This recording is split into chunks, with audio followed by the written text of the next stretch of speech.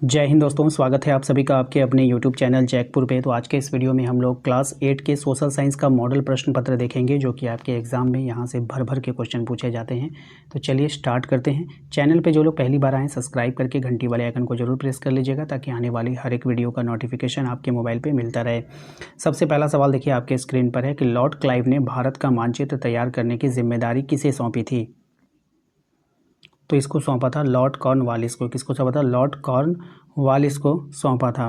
अब देखिए यहाँ पे मैं ट्रिक से आपको बता देना चाहता हूँ कि जैसे कि लॉर्ड क्लाइव ने भारत का मानचित्र जो तैयार करने का जिम्मेदारी, जब हम किसी को जिम्मेदारी देते हैं ना, तो मजाकिया अंदाज में उसके कान पकड़कर उसको ऐंठ कर बोलते हैं कि ज़रा काम अच्छे से करना, वरना तुमको हम बता देंगे। ज़रा सा भी गड़बड़ हुआ तो कान पकड़ के उसको बताया जाता है। तो कान से कॉर्नवालिस, ठीक है। जिम्मेदारी दी गई ना, इतनी बड़ी जिम्मेदारी दी गई कि भारत का मानचित्र तैयार करो, वरना तुम्हारा कान पकड़ लेंगे, ठीक है। तो इस तरह से कान से कॉर्नवालिस याद रखिएगा।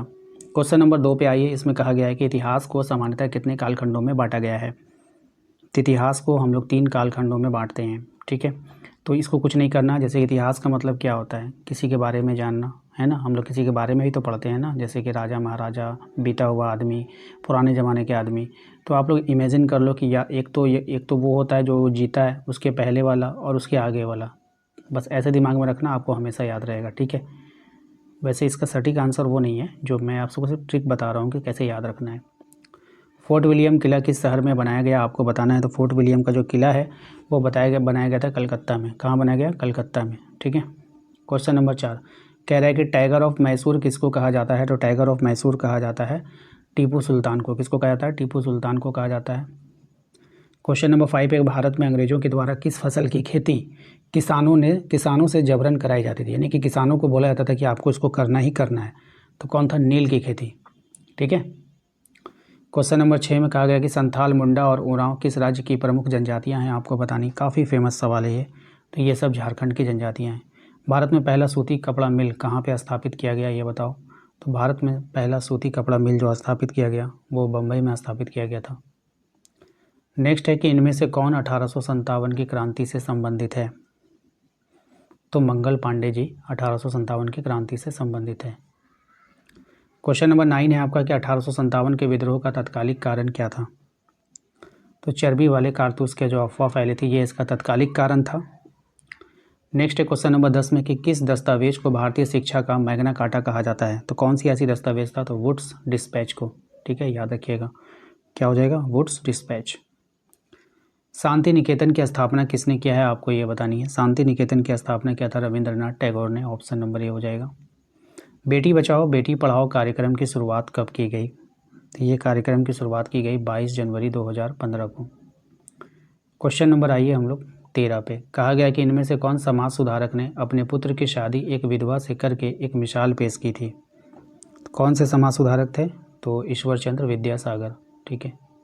क्वेश्चन नंबर आइए 14 में कहा गया इनमें से कौन स्त्री पुरुष तुलना में पुस्तक के प्रकाशन से संबंधित है? सही जवाब हो जाएगा ताराबाई शिंदे, ठीक है। इनमें से किन्हें पेरियार के नाम से भी जाना जाता है? पेरियार के नाम से किसको जाना जाता है? तो ईवी रामास्वामी नायर को। 1817 में कलकत्ता में हिंदू कॉलेज की स्थापना किसके द्वारा की गई थी? तो इसकी स्थापना हुई थी राजा राम मोहन राय के द्वारा।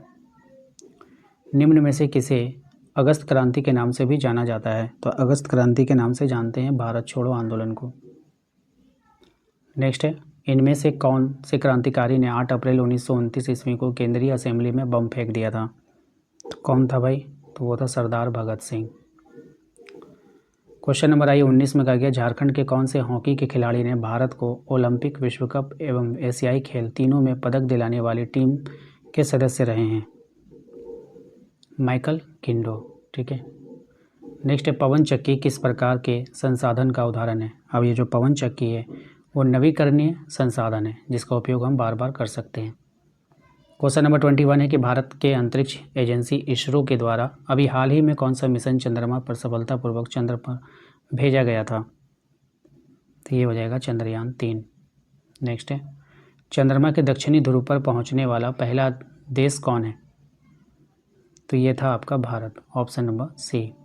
नेक्स्ट है, इनमें से कौन मृदा के निम्नीकरण से में सहायक होता है?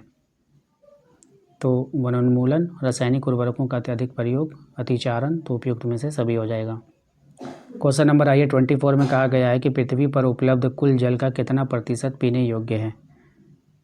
कितना प्रतिशत है? 2.7% जो है वो पीने योग्य है। प्रधानमंत्री कौशल विकास योजना किससे संबंधित है ये बतानी है आपको। तो युवाओं के कौशल विकास से संबंधित है, ऑप्शन नंबर सी हो जाएगा। क्वेश्चन नंबर 26 है आपका कि विश्व में सबसे अधिक कोयला का उत्पादन किस देश के द्वारा किया जाता है। तो ये होता है आपका चीन के द्वारा। किसके द्वारा? चीन के द्वारा। इनमें से कौन से फसल को सफ़ेद सोना कहा जाता है। तो कौन से फसल को? कपास को। ठीक है, याद रखिएगा, अच्छा सवाल है। एपीकल्चर किस चीज़ से संबंधित है ये बता दो। तो एपीकल्चर जो संबंधित है वो संबंधित है आपका मधुमक्खी पालन से।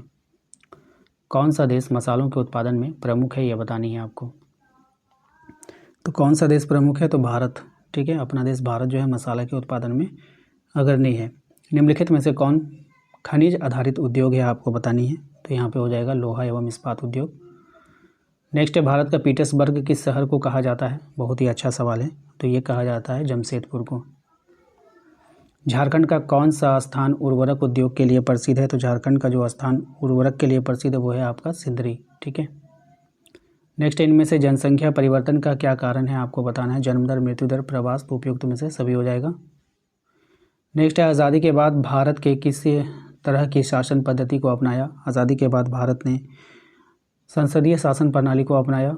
ठीक है, यही होना चाहिए, बिल्कुल। क्वेश्चन नंबर 35 में कहा गया कि भारतीय संविधान के द्वारा अपने नागरिकों को कितने तरह के मौलिक अधिकार प्रदान किया गया है। तो ये हो जाएगा आपका 6। पहले 7 था लेकिन अब 6 कर दिया गया। भारतीय संविधान धर्म को लेकर कैसा है आपको ये बताना है। तो भारतीय संविधान धर्म को लेकर धर्मनिरपेक्ष है। ठीक है। भारत की प्रथम महिला प्रधानमंत्री का नाम बताना है आपको। तो भारत की जो प्रथम महिला प्रधानमंत्री थी वो थी आपकी इंदिरा गांधी। नेक्स्ट है, सरकार को जन सुविधाओं के लिए पैसा कहाँ से आता है आपको ये बतानी है। तो ये पैसा जो आता है वो टैक्स से आता है। किससे आता है? जो हम टैक्स भरते हैं ना, जो हम कर भरते हैं उससे आता है। इनमें से कौन भारतीय संसद के तीनों अंगों से संबंधित है। तो वो संबंधित है आपका लोकसभा, राज्यसभा और राष्ट्रपति से, यानी कि ऑप्शन नंबर सी हो जाएगा। क्वेश्चन नंबर 40 है आपका कि केंद्र में सरकार बनाने के लिए किसी दल के पास कम से कम लोकसभा के कितने सांसद का समर्थन चाहिए। तो कितने सांसद का समर्थन चाहिए? 272, कम से कम 272 चाहिए। किस किस को, यानी कि किस किस को भारतीय संसद का उच्च सदन कहा जाता है। यहाँ पे सीधा होगा किसको। ठीक है, किसको भारतीय संसद का उच्च सदन कहते हैं ये आपको बतानी है। तो राज्यसभा को। इनमें से भारत के किस राष्ट्रपति के नाम पर शिक्षक दिवस मनाया जाता है ये बतानी है आपको। तो हो जाएगा डॉक्टर सर्वपल्ली राधाकृष्णन के नाम पर। इनमें से किस संस्था का काम देश के नागरिकों के लिए कानून बनाने का है। कौन सी संस्था है भाई? तो वो है आपका संसद। झारखंड राज्य के कितने सांसदों का चुनाव लोकसभा के लिए होता है। तो लोकसभा में कितने सांसद चुनकर जाते हैं। तो 14 सांसद चुनकर जाते हैं। झारखंड उच्च न्यायालय की स्थापना कब की गई थी। तो झारखंड उच्च न्यायालय की जो स्थापना की गई थी 15 नवंबर सन 2000 को। देश में उच्च न्यायालयों की कुल संख्या कितनी है आपको ये बतानी है। तो यहाँ पर जो संख्या है वो हो जाएगा आपका 24। FIR का फुल फॉर्म क्या होता है ये बताना है आपको। FIR का फुल फॉर्म होता है first information report, option number A. वैसा समुदाय जो गरीबी, अशिक्षा के कारण विकास में पीछे छूट जाते हैं, ऐसे समुदाय के लिए कौन से शब्द का प्रयोग किया जाता है। तो ये होता है आपका हाशियाकरण। झारखंड में कितना प्रतिशत आबादी अनुसूचित जनजातियों की है आपको ये बतानी है। तो सही जवाब है आपका 26%। क्वेश्चन नंबर 50 में देखिए कहा गया कि सरकार द्वारा बालिकाओं की समृद्धि से संबंधित योजना कौन सी है। तो ये हो जाएगा सुकन्या समृद्धि योजना, ऑप्शन नंबर बी हो जाएगा। तो आशा करते हैं कि आज का ये वीडियो आपको पसंद आया होगा। वीडियो अच्छा लगा है तो प्लीज़ वीडियो को लाइक करना है। चैनल पे जो लोग पहली बार विजिट कर रहे हैं सब्सक्राइब कर लीजिए, बेल आइकन को प्रेस कर लीजिए ताकि आने वाली हर एक वीडियो का नोटिफिकेशन आपके मोबाइल पे जाए। इसके अलावा आप हमारे दिए गए नंबर पर मैसेज करके अपने व्हाट्सएप ग्रुप को ज्वाइन कर सकते हैं ताकि आने वाली हर एक वीडियो का नोटिफिकेशन आपके मोबाइल तक पहुँच सके। Thank you.